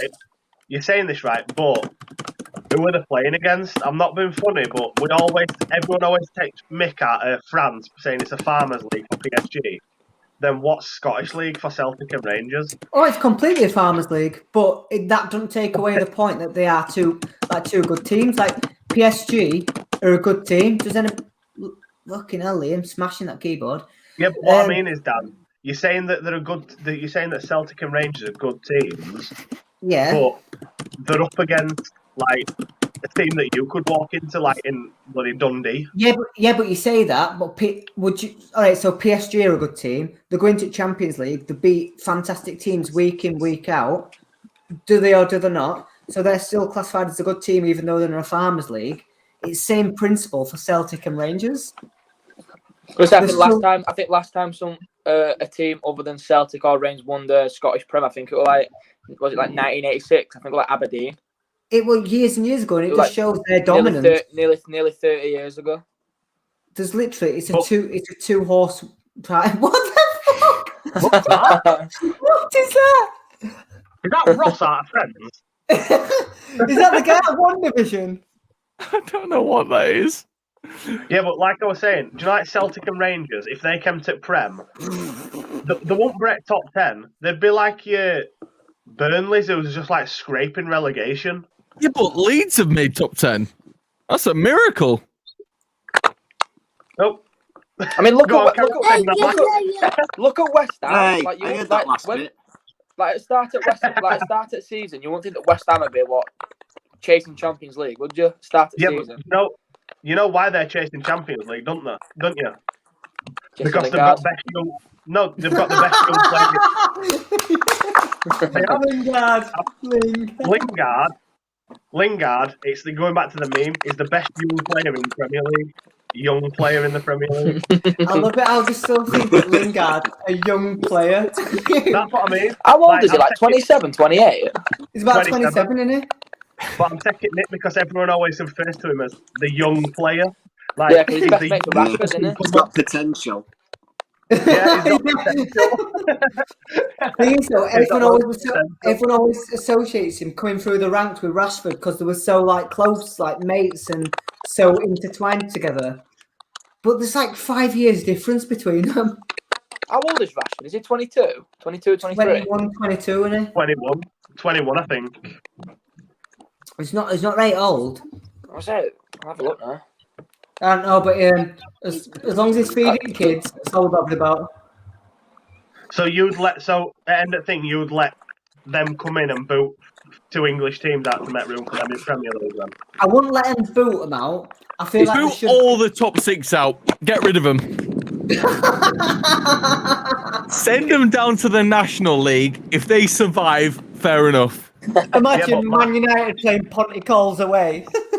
I don't care. Yeah, but Matt, can you imagine if them top 6 went, your next 4 biggest teams in Premier League is Everton, Leicester, Wolves and Leeds? What about West Ham? West Ham, Aston Villa. They're up there. No, I mean like in general, like fan-based and stuff, your next biggest teams. Yeah. Like, can you imagine? One season you have Man U versus Man City as highlighted season. Next it's Leicester versus Leeds that's highlighted. Yo, the thing is though, speaking about Leeds, the big, like, massive club, like, I'll tell you something. When we went to, every time we go to America, like I've been 4 times, you always see people in Leeds shirts. Like, the fan base that Leeds have got is crazy. Like, I didn't realise it was that big. Leeds are absolutely massive, mate. Oh yeah, 100%. 100%. As much as it pains me to say, Leeds are probably in the top 3 supported teams in England. Like fan base. In terms of fan base, I wouldn't say top 3. Oh, I would 100%. It used to be, but not anymore. Like, they're definitely still like up there, still like top 10, top 8, but they used to be top 3, definitely, when they were like obviously like in Europe and dominating, like getting top 4 Prem like every season, and yeah. Nah, I'd still say they're in top 3 supported fan base teams in England, 100%. But they're beaten out. They're beaten out by Man City and Empty-Had. Oh. Empty-Had. Let's see. What's the matter, Jake? Dan, Yeah. you're talking about Pontycalls, but what's wrong with Ponty SAS? Yeah, Dan. Ponty Sports and Social. Yo, I'm a Ponty Sports and Social legend. So Dan's one of OGs. You're scoring 40 goals a season. The other thing that I'm going to say is, have you heard about Bruno Fernandes will only sign a new contract for Man United if Pogba does as well. Yeah, I saw that today. Did you guys see that? No. So I've been basically, working all day, so I haven't read out. yeah. So basically, Bruno Fernandes, they've basically offered to double his money, but he said, But yeah, because he's on one of the cheapest contracts in our club. Yeah, and he's basically said to him, I'm not signing anything, even though his contract runs to 2025. I'm not signing anything until Pogba confirms his long-term future to Man United. Crazy. Weirdly, I believe it, but the worst thing is, it came from the Sun. So I don't know. I've just seen in comments that someone's put give Paul Leicester a mention. Leicester aren't worthy of a mention after Riyad Mahrez and Cam Taylor. Who said that? One at comments. I don't know the rebuild. Have they? Still got Vardy. Come on, Jamie You Vardy. bought the He hasn't had a party in 3 years. It's all about Kelechi and Nacho now at Leicester. Between the top 6, I think they've got maybe like 5 players left of that title-winning season or something. Everyone else has been bought, like Mahrez, Kante, Harry Maguire. Saying that though, Vardy won Golden Boot last season, so you can still put him away. Yeah, but you've got to look at this season, Liam. What's he got, like 9 goals? Yeah, but he's been injured. I think was it? any top 6 team would have Yuri elements. Oh, he's ridiculous. He's fantastic. I'll tell you what, I rate Harvey Barnes, me. I think he's a rival player. Liverpool. Do you know who's best player for Leicester at minute? An equaliser. Leicester's best player at minute is that Soyuncu, that centre back. Yeah, we signed the wrong defender. I think the best player for Leicester this season's been Yuri Tielemans. Yeah, he's been quality though, Jake. They've got a fantastic midfield when everyone's fit, obviously. Wilfred Ndidi. Oh, what a player. Ndidi, Tielemans, and then Maddison just in front. Maddison. That's clean. Then you've got Harvey Barnes as well. None of them are Fred though, are they really? Let's be honest. Right. Sorry, McFred. They're a 2-part. I think we're missing the best player in the world. Scott McTominay. What an absolute player. I mean, What an absolute player. Just going back to you're on about. I know Leeds been in like top 3. They're not even in top 20. What? Swear to God, not even in top 20. I've just had a look. In the world or England? In England or the world? In English football worldwide,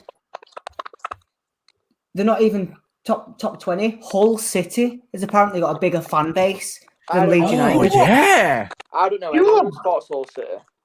Literally madness.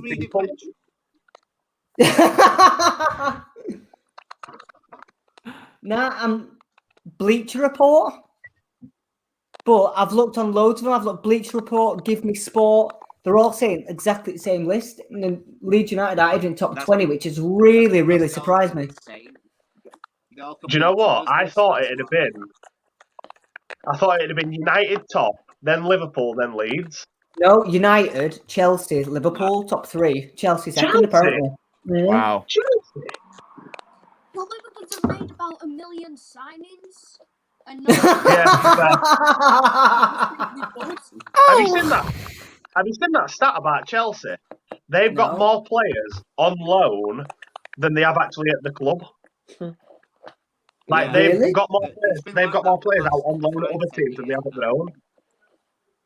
It's mad. One minute. I'll just having a little good old text. Here we go. Well, that's one thing I was going to say, actually. We've mentioned, like, memes and stuff. Have you seen how, like, the other teams are, like, mocking other teams? So like, I think it was Wolves and like Southampton. They put Yeah. on like their official website. It's like 2015 winners of the yeah. Barclays Premier League when they like came 6th or 5th or whatever it was, because like discounting I like don't Man think United and stuff. Have you seen them? No, And like they're all Is like that- mocking each other. If that what came, I've seen all of her. Oh, 1 minute, Adam. to the league Yeah. 4th year on trot. Say that again, Dan. You know what Wolves and Southampton are on about? Yeah. Leeds had won league 4 years on trot back in late 90s. Quadruple winner. Be a different story now. Southampton and Liverpool are so good. They take each other's players. Yeah, that's true. You have one good season at Southampton, you end up at Liverpool. Yeah, but Southampton are the only team ever to get beat like 9-0. Then the next season, 9-0. Yo, that was That so was funny when when that United won them 9-0. I think what was it, 4-0 or 3-0 or something at half time. Yeah. Like I was with my mate and we were watching it, and I was pretty drunk. And I said, "Watch this! I'm gonna put a £5 bet on United to win 9-0." And like, don't know why. And then it was like 7-0 with 2 minutes to go. My cash out was whatever it was, like 50 pence. They scored an 8th goal. Me and my mate were like jumping, like, come on. They went and scored, and I won like 350 quid or something off a fiver. One of the I best think, moments. do you know when Man U beat them 9-9? I think I was Yeah. sat with our Lindsay. I think like she were at mine, and I said to it when half time it was like 3-4-0. And I think I said to her at one point, I went, "This is going to be a trounce," and this I went, "This could be double figures, I reckon." And it got to 9-0, and I'm there going, "I could have been right. It could be 10. It could be 10." Can you imagine if all this like ESL stuff happened with stadiums full of fans? It couldn't. Oh. It couldn't. Never in a million years would it happen. There'd have been mass walkouts, everything. That's what I It think. wouldn't Would have you do? I was just about to say it would have been Hillsborough 2.0. No, it wouldn't have been 16 fans turning up. It'd be 16,000. I'm just gonna drop 1 minute. It'd have been 16,000 people turning up at training ground. Yeah. Hillsborough 2.0. Wow. Man Yeah, just said that. I just decided to skip over that comment. Yeah. That's the thing. Old Trafford is one. There's an area In the whole league, it's probably one of the grottiest stadiums in the league. Which is, how does that make sense? Old Yeah, Trafford. but you know what? Yeah. Yeah, because I watching Gary Neville the other night on Monday Night Football, and they were saying that the owners don't put any money into the stadium at all. They just leave it. There's rust all around the stadium. It's all surprise holes me. in the stadium. It's grim. There may be rust, but is there any better feeling than going to Old Trafford, getting a pint and a pie, and walking upstairs and seeing pitch out in front of you? Yeah, going to Weatherspoons and getting a pint for like a fraction Going of the to any price. stadium ever. Nah, For a fraction mate, for a fraction of the pie price. Nah, it's called the Theatre of Dreams for a reason. You walk in that stadium. I can't wait to take Jasmine to it. I've said to her, when you allow back in stadiums like properly, I'm going to take her to a game. There is no like. I'll give Dan that. Dan just said like me and you went a few times last season, or season before. Sorry, went about 5-6 times. There's literally no atmosphere at Old Trafford. Yeah, like but do you the know why there was no atmosphere is atmosphere? dead. Yeah, but do you know why there was no atmosphere? What? Because they were. I'm seeing if Jake's still there. They were playing so crap. I wanted to say the other thing, but I didn't because Jake's there. They was playing There was so playing crap. so shit. There was shit. There was shit. There was shit. Yeah, that's why there was no atmosphere. That's why. But that is why there was no atmosphere, because you've got to think, if you go to a game and your team's getting, we went and Man U got battered 3-1 by Wolves. You're not going to have all your fans up cheering it when they're getting battered like that. You'd still think there'd be some form of atmosphere, though. Hang on. I've been to a Leeds game where we've been 1-0 down to everything, and there's been chanting. That's it. Yeah, but Thank No, you. don't get but- that. Don't get that. No, I'm on about like there were 3-1 down in like 81st minute. Yeah, do you know what? Do you know why there's no atmosphere though? And like me and Mac have spoken about this before on his first football one. The reason there's no atmosphere is because Man United is a tourist club. You get all these tourists coming in, they're paying 100, 150 quid a ticket to come and stand at Stretford End with all the die-hard fans and stand there, sit down, then complain when someone's standing up in front of them saying, "Oh, can you sit down, please?" Shut up. Like, enjoy the game, chant and things. You've got one section in the Man United stadium that chants, and that's the away end. That's the only place in Old Trafford that chants. You're saying that, but when we went, do you remember them 4 guys that were sat behind us? They were going for it, them old guys. 1 minute, yeah, 4 guys out of what 70,000. No, but what I mean is like, there was an atmosphere. It was just very, very small. It was just really condensed. Barely made it out at the Stretford End. Oh, mate, it didn't make it out at the first 3 rows. It was ridiculous. There were literally 4 guys just behind us, and that was the only atmosphere that was in the crowd. Like, there were an old woman to my right, like, who would come with like a son who looked like he had some form of autism.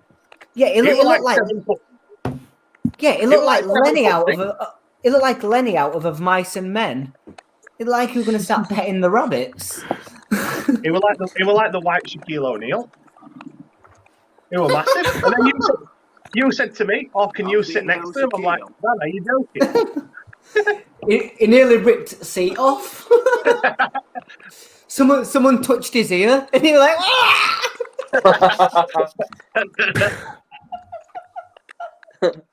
Dan, someone's asked it, chat if you still support Man U.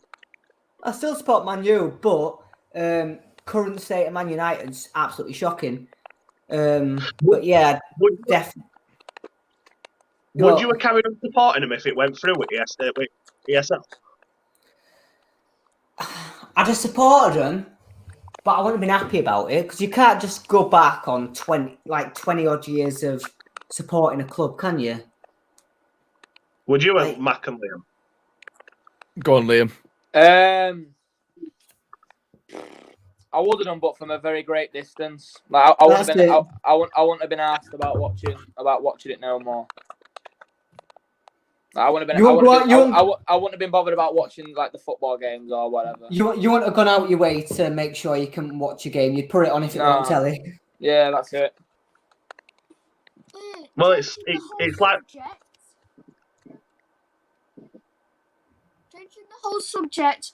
Why did Chelsea buy that Sarr when they had Reece James, Mason Mount, and a load of other forwards that Frank Lampard couldn't even count? Buy who, sorry, Jay? Why did they buy that Sarr when they had James and loads of other forwards that Frank Lampard couldn't even count? Chelsea? Oh, do you mean that Ismail Assar from Watford? Yeah. It's like what Chelsea do that though, don't they, mate? They'll buy loads of players and then just loan them straight back out. Like, look at that Batshuayi. How long was he at Chelsea for? He had like 1 or 2 good games in Euro 16. Chelsea bought him and they barely used him. Yeah, stuck him out on loan until someone came in with a decent offer. Who was he with now? Is it someone lower at Crystal Palace? I thought it were AC. Wait, Batshuayi? No, because he went out. I think he went out to Dortmund and then he came back to Premier League and then he went to. Is it Crystal Palace? Is it Crystal Palace, isn't it? Yeah. I don't even know. I'm sure he is. I'm like 99% sure. Yeah, I'll get it up now. But he can't get it. He can't get it to him because mighty Christian Benteke is keeping him out with 1 goal in 4 years. Do you know who is like very underrated on at corners? Zuma for Chelsea. He's banged a few in this season. He's mint. So Batshuayi was it was at Dortmund. in 2018. Then he went out to Valencia on loan, and now he's at Crystal Palace on loan. And he's still signed with Chelsea, but he's out on loan. You didn't answer, Mac. Anyway, would you have still supported United if this was a joint league? If it went to the Super League as they sold it to us, because I think the Super League will happen, maybe in a few years time, but like maybe somewhat different. And if it is like promotion and relegation, maybe it can work, and then maybe I'll enjoy it. But football's a fair game, and it always has been. But if it have happened as it was, I couldn't. See, the thing that I don't understand about the league is the fact that the teams, like the founding teams, that can't be relegated. So I don't see the point of the league. Who would you have supported, Mark? I honestly feel like I'd have just fallen out of love with football. Yeah, but do you know what we should have done? I asked that question a lot when Leeds were going under. Who would I have supported had they folded? And I just wouldn't have supported another team. I'd have just watched. Enjoyed it.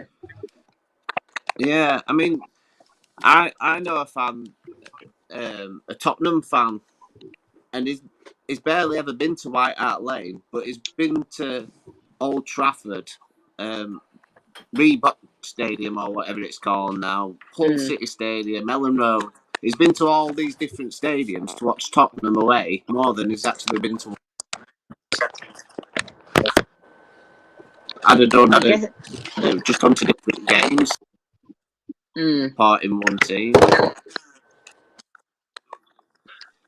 Yeah, but I think it's better doing it like that, though. I've said this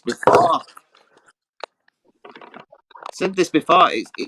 It's hard enough to get Leeds home tickets, and it's just nearly impossible to get away tickets. So it'd be more sense from likes of myself and other Leeds fans just to go sit in home end, because you're not going to tell me there aren't spare tickets at Etihad Stadium and Burnley Turf Moor. You say that, about 3 seasons ago, me and two of my mates, he rang me at about 4 o'clock in the afternoon. I went, Man City have put a tweet out. They're selling tickets. It was like a cup game against Everton. They had that many seats left. It was turn up to the ground and it's £5 a ticket to get in. So me and two of my mates turned up, paid £5 on door, and you got to go in. And there was still the stadium completely empty at Etihad, even at £5 a ticket. It was mad. But guess that's way forward, though, isn't it? If you can get them kind of like tickets just like that, like why not? Like personally, if someone offered me to watch City for 15 quid, I'd go and watch City for 15 quid because you're going to get an entertaining game of football, and end of the day, that's all you go to football, really, innit? For like entertainment, to have a good day out. Yeah. Few babies with lad. Yeah. I think we've spoken. There we go. Spoken about like everything I've got to kind of ask about, like the ESL and things. Have you got anything else, Ads? I was going to ask. It were Ed Woodward's statement.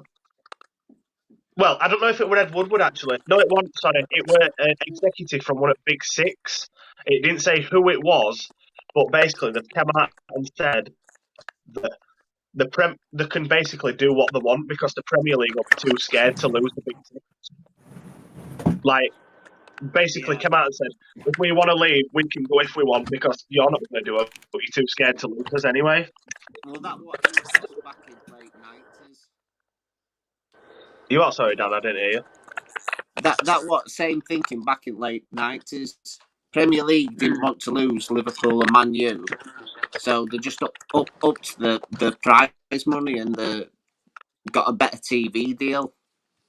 Yeah. Oh, money. Yeah, but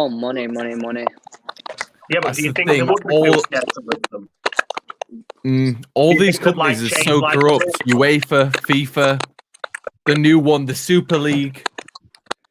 They're always going to be corrupt, though, aren't they? Because that's where they're going to make the money, and that's how they're going to like dodge like go in and out of like rules and regulations and things, so that obviously they don't end up getting like caught up in all like the legal battles and things. So they're always going to be corrupt. True. Have you? But no, I've just got. What do you mean? What do you think it means for future of football? Like, do you actually? Because they're obviously going to try and do it again in a few years, aren't they? It's obvious. Yeah, I Like, reckon it'll happen at happens some every point. year. Either that or Same- something similar will happen at some point. Say they try again in 3 years. Do you think it'll go through? Will they try and do it a different way? You can't really say until they kind of do it. So like this time, obviously fans just like kind of did an uprising against it and kind of like they've swept it under the carpet. But then football will be in a completely different state. So at that point, fans might be majority shareholders, or owners might be 100% shareholders. You never know. You can't really. Yeah, but do you really think they're going to sell fans 50 plus one when they're buying clubs for $4 billion? Yeah. Who's going to be able? What we're going to do? Have a whip round. Every fan puts a quid in. I'll Every man puts a quid in. I'll chuck a quid in. I've not actually seen what this 50 plus 1 is. What is it? I've not actually seen or read about it. What is this 50 plus 1? Basically, Liam, in Germany, every team that's in the Bundesliga, barring Leipzig, the fans hold majority stake of that club. So they own 50 plus 1%, so 51% of the club. So they can like control the majority vote of the club. So the other 49% is the owner of the club. But that's what they do in Germany. And that's why all the German teams weren't in the Super League. And the Super League they were proposing because the fans voted against it straight up. Yeah. I've not seen or read about it. Can you imagine if they did that in England, though? Like, you'd be getting no more transfers of like 150 million and stuff because the owner would be like, well, what's the point? I only own 49%. you have Pete from that pub in executive box, like with his trackies on, his Air Max on, just like cracking back a Stella. Can't wear trackies to an away day. Are you mad? Is there with flat cap and tin of John Smiths? Smoking his backy, just like things like, oi, oi! Like, yeah, Pete, save us. Unbelief. Unbelief. But no, that's it. That's all I've got to say about yeah. So we're coming up to 2 hours, so I think that's like a nice kind of point to leave it on. If anybody else has got any like kind of input or anything, Dan, Liam. Just that it's a load of garbage. That's it. What? Our podcast? Cheers, mate. No, not that. Obviously, best podcast going. Like Listen, mate, you're wearing the merch. Do you want to give us a little shout out on that merch? Yeah. I think it's going to be up there with top buys of the lifetime. Very cozy. How much did you pay him to say that? Just give him some incestual love. Oh my god! All right, on that bombshell, it's been lovely to have you all on the pod tonight, boys. None of that happened. Sharing's caring. Spread the love. All right, brilliant. Football needs to share the love and spread the love. True. All right, so, guys. Dan, Adam, Liam, thank you very much. And Jake, it's been a pleasure. And Jake. No worries. We'll see you later, boys. Ta-ra now. Man, that was an absolute journey.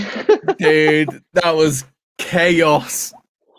Wow. It was actually nice to have like other people's opinions on it though. Like some tangents we went on were crazy then.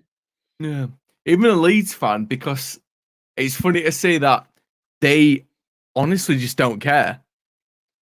Yeah, like to me it's like the end of the world and it's the end of football, but they're like, no, it's fine.